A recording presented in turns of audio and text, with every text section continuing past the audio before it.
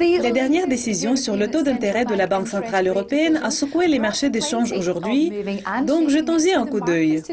Je m'appelle Monica Gibson. L'euro UR a connu peu de changements avant 11h45, mais il a chuté suite à la déclaration de la BCE, ayant perdu 1,75%. C'était le mouvement de la journée. Les exportations du Canada ont enregistré une forte croissance en juillet et le UR est le plus haussier des 8 majeurs. Le déficit commercial de l'Australie s'est rétréci plus que prévu en juillet.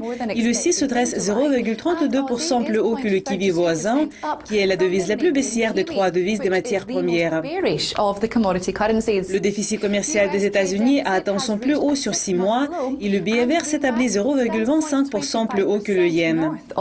La dernière déclaration de la politique monétaire de la Banque d'Angleterre n'a pas apporté de surprise et la livre sterling se dresse 0,95% plus haut que le Suisse. D'autre part, la baisse des taux de la BCE a apporté plus de surprises et l'euro est le plus baissier des 8 majeurs. Et jetons un coup d'œil aux intervalles plus importants. Le 6 suisse a gagné le plus au cours de la semaine et se dresse 1,54% dans le vert.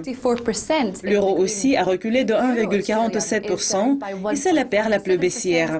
Le UR yen mène le classement haussier du mois ayant progressé de 3,19%. L'euro UR a perdu 3,66% au cours de la même période et c'est la plus grande baisse. Vous avez regardé Movers and Shakers de jeudi. Nous allons revenir demain avec notre prochain rapport. Au revoir.